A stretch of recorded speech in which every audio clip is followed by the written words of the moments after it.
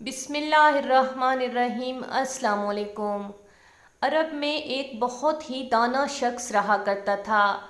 उसका नाम हिबाल बिन वलीद था। हिबाल को अबुल कयास का लक़ब मिला हुआ था। इस लक़ब की वजह ये थी कि अबुल कयास इल्मे कयास का बहुत माहिर था। इल्मे कयास किसी शख्स, जगह, चीज़, जानवर, हवा, पानी, खाक और दीगर अवामिल और अनासिर को देखकर बिल्कुल दुरुस्त राय कायम करना, यहाँ तक कि सच और झूठ का पता लगाना, चोरी और कत्ल की तहकीक करना वगैरह। दूर दूर से लोग अपने मसाइल लेकर आते और अबुल कयास चंद लम्हों में उनका मसला हल कर देता था। अलगर्ज पूरे अरब में उसकी शोहरत फैल चुकी थी। अबुल कयास कपड़ों का कारोबार करता था और एक कामयाब ताजिर था। उसके 3 बेटे थे और तीनों ही पैदाइशी तौर पर नाबीना थे। अबुल कयास अल्लाह ताला का शुक्र अदा करता था कि मेरे पास बेटे हैं। अंधे हैं तो क्या हुआ, अगर अल्लाह ताला ये भी ना देता तो मैं क्या करता। मशहूर तारीख दान इब्ने खल्दून कहते हैं कि हिबाल बिन वलीद ही इल्मे कयास का बानी है। अबुल कयास अपने तीनों बेटों को अपना इल्म कमाल महारत से मुंतकिल करता है और कुछ अरसे बाद दारे फ़ानी से कूच कर जाता है। बड़ा बेटा जानशीन और ख़ानदान का सरबराह बनता है। बड़े बेटे का नाम नौफल था, दूसरे बेटे का नाम हारिस और छोटे बेटे का नाम रबी था। एक दिन हारिस ने अपने दोनों भाइयों से कहा, भाइयों, हमें फ़ख्र है कि हम अबुल कयास के बेटे हैं और हम अंधे होते हुए भी आँखों वालों से ज़्यादा बारीक बीन हैं। ये इल्म हमारे बाप ने हमें सिखाया। हमारे पास मालो दौलत की भी कोई कमी नहीं।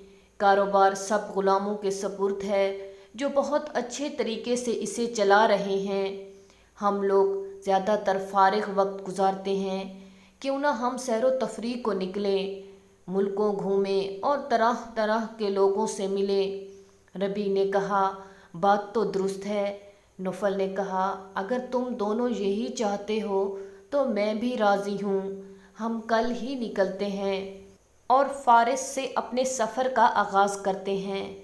चुनाचे तीनों भरपूर तैयारी के साथ निकल पड़े। बस्ती बस्ती, करिया करिया होते हुए फ़ारस ईरान के शहर तब्रेज़ पहुँचे, जो कि इन दिनों ईरान का दारुल खिलाफा था। वहाँ उन्होंने एक सराय में क़याम किया। सफ़र की थकावट उतारने के बाद नौफल ने अपने भाइयों से कहा, मेरे भाइयों, यहाँ अपने काम से काम रखना, किसी के मसले में टांग अड़ाने की ज़रूरत नहीं और ना ही अपने इल्म का कोई मुज़ाहिरा करना। हमें नहीं मालूम यहाँ के लोगों के आदात व इखलाक और तौर तरीके क्या हैं। ऐसा न हो कि कोई मुसीबत हम पर टूट पड़े। दोनों भाइयों ने कहा, आपका हुक्म सर आँखों पर। शाम को तीनों भाई बाज़ार की तरफ निकले। बाज़ार में दुकानदार और ख़रीदार सब उनको देखकर बहुत तजस्सुस में मुब्तला थे कि 3 अंधे बग़ैर सहारे के आसानी से चल फिर रहे हैं, ख़रीदारी कर रहे हैं और ऊपर से घोड़सवार भी हैं। लोग आपस में कहने लगे, भला अंधे घोड़सवारी कैसे कर सकते हैं? या तो ये जासूस हैं या कोई ठग, मगर ये अंधे नहीं हो सकते। बात फैलते फैलते बादशाह के कानों तक जा पहुंची। बादशाह ने वज़ीर से कहा, वज़ीर साहिब, ये मैं क्या सुन रहा हूँ? हमारी मुमलिकत में अंधे घोड़सवारी कर रहे हैं और हम ऐसे नादार रोज़गार अफराद के दीदार से महरूम हैं। वज़ीर ने कहा, बादशाह सलामत, मैंने भी सिर्फ सुना ही है। हो सकता है कि ये अफवाह हो या वो कोई जासूस हो या कोई जादूगर। बहरहाल जो भी हो, मैं इस बात की तहकीक करता हूँ और अगर वाकई ऐसे लोग शहर में हैं तो बिला ताख़ीर आपके सामने उनको पेश करूँगा। बादशाह ने कहा, बहुत अच्छा, शाम तक की मोहलत देता हूँ। वज़ीर ने फ़ौरन कोतवाल शहर को हुक्म दिया कि मामले से मुतल्लिक़ अफराद को फ़ौरन गिरफ़्तार किया जाए। कोतवाल सिपाहियों के हमरा सराय पहुँचा और तीनों भाइयों को गिरफ़्तार करके वज़ीर के सामने पेश किया। वज़ीर ने उनको मुखातिब करके कहा, अच्छा, तो तुम लोग वो अंधे हो जो घोड़सवारी करते हो? तीनों भाई खामोश रहे। وزیر نے کہا، کیا تم لوگ بہرے بھی ہو جو میرا سوال تم نے سنا ہی نہیں؟ وزیر کو بہت غصہ آیا اور غصے سے بولا، اگر تم نے میری بات کا جواب نہیں دیا تو تم لوگوں کے سر قلم کروا دوں گا۔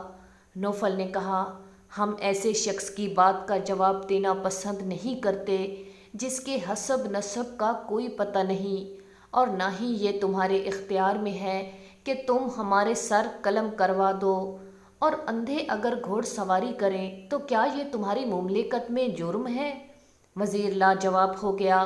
وزیر نے کوتوال کو غصے سے کہا کہ ابھی انہیں زندان میں ڈال دو اور شام کو بادشاہ سلامت کے حضور پیش کرو۔ چنانچہ حکم پر عمل درآمد ہوا۔ شام کو بادشاہ کے حضور انہیں پیش کیا گیا۔ بادشاہ نے ان سے کہا، آپ لوگ اپنے بارے میں بتاؤ، آپ لوگ کون ہو اور کہاں سے آئے ہو؟ نوفل نے اپنا اور اپنے بھائیوں کا نام بتایا اور کہا، ہم جزیرہ نما عرب کے شہر طائف کے تاجر ہیں اور آپ کے ملک میں سیر و تفریح کے لیے آئے ہیں۔ ہم تینوں سگے بھائی ہیں اور مادر ذات اندھے ہیں، اور خدا کے فضل و کرم سے ہم تینوں کو اللہ تعالیٰ نے وہ علم بخشا ہے کہ ہم آنکھوں والوں سے زیادہ باریک بین ہیں۔ بادشاہ نے کہا، اگر ایسا ہے تو آپ ہمارے مہمان ہیں اور آپ جیسے افراد کی مہمان نوازی سے ہمیں خوشی ہوگی۔ نوفل نے کہا، یہ ہمارے لیے عزت کی بات ہے۔ چنانچہ ان کو شاہی مہمان خانے میں ٹھہرایا گیا۔ علیحدگی میں وزیر نے بادشاہ سے کہا، عالی جان، یہ تینوں بہت ہی پر اسرار قسم کے لوگ لگتے ہیں۔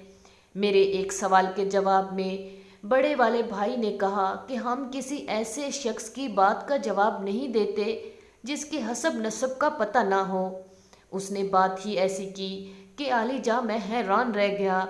میں آپ کو یہ بات بتاتے ہوئے شرمندگی محسوس کر رہا ہوں اور معافی کا طلبگار ہوں کہ مجھے نہیں پتہ کہ میرے ماں باپ کون ہیں اور میرا حسب نسب کیا ہے۔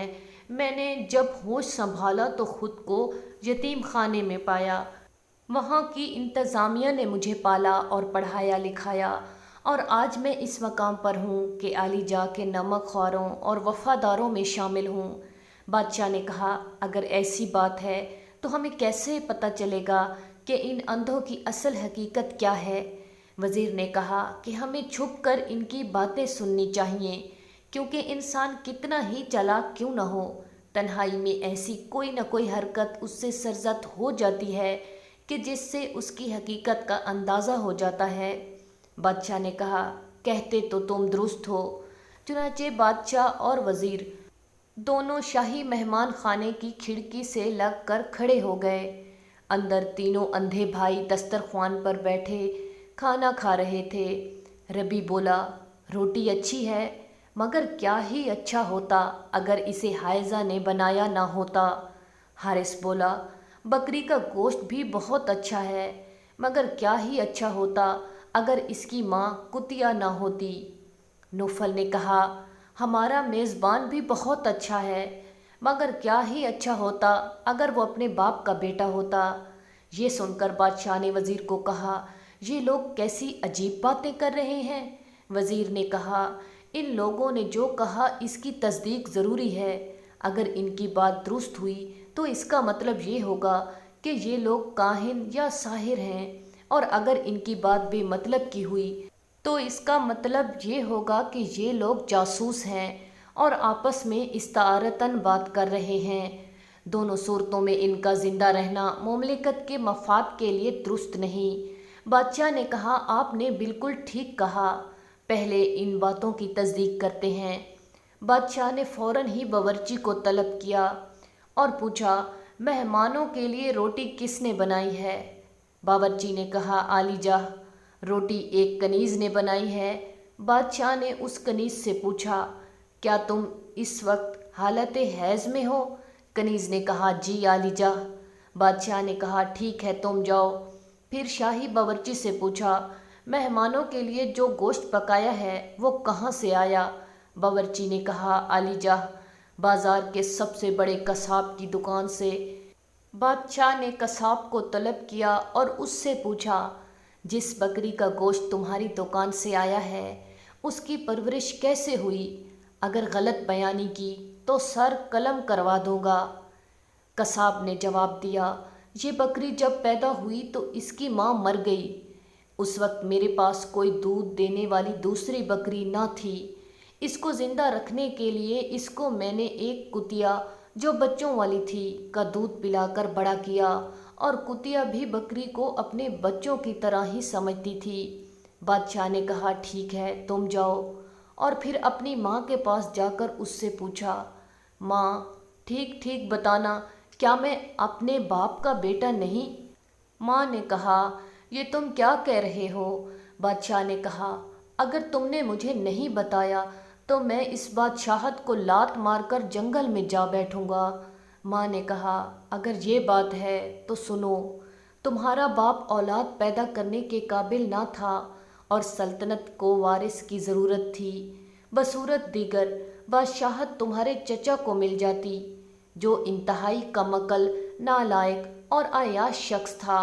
تمہارا باپ نہیں چاہتا تھا کہ اتنی بڑی سلطنت یوں ہی تباہ و برباد ہو جائے، اس لیے ہم نے باہمی مشورے سے اور نہایت ہی رازداری سے ایک ترکی غلام کو اپنے راز میں شریک کیا۔ اس ترکی غلام نے مجھ سے جمع کیا، جس کے نتیجے میں تم پیدا ہوئے۔ بادشاہ یہ سن کر چپ چاپ وہاں سے اٹھ کر اپنے حجرے میں آیا اور جلاد کو طلب کیا اور کہا، فوراً سے پہلے وزیر کا سر قلم کر دو، اور پھر اس کے بعد ان تینوں بھائیوں کو طلب کیا اور ان سے کہا، جب تم کھانا کھا رہے تھے تو میں نے تمہاری بات چیت سن لی تھی۔ اب تم لوگ بتاؤ کہ تم لوگوں کو کیسے پتہ چلا کہ روٹی کسی حائضہ نے پکائی تھی؟ بکری نے کتیا کا دودھ پیا اور میں اپنے باپ کی اولاد نہیں۔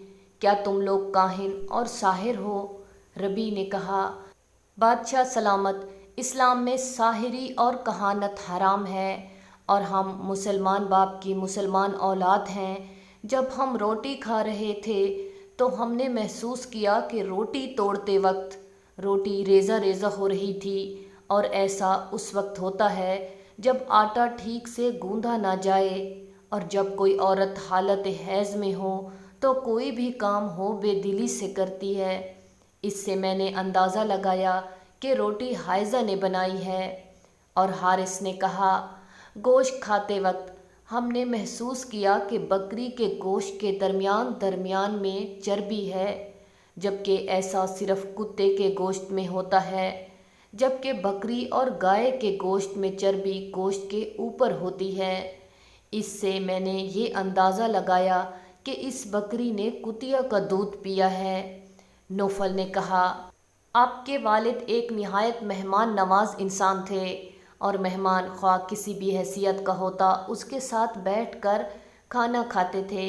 جب آپ ہمارے ساتھ دسترخوان پر نہیں بیٹھے تو میں نے اندازہ لگایا کہ آپ میں اپنے باپ کی عادات نہیں ہیں، اس لیے آپ اپنے باپ کی اولاد نہیں، اور ہم علم قیاس کے ماہر ہیں، جس کی بدولت ہم ہر چیز کا درست اندازہ لگاتے ہیں۔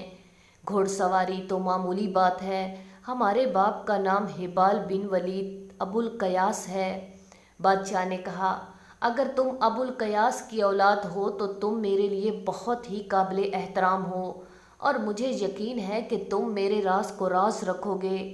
اس کے بعد بادشاہ نے تینوں کو بہت ہی انعام و کرام سے نوازا اور عزت اور احترام کے ساتھ رخصت کیا۔ ناظرین، اگر آپ کو ہماری ویڈیو اچھی لگے تو چینل کو ضرور سبسکرائب کریں، ویڈیو کو لائک کریں اور شیئر کریں۔ شکریہ۔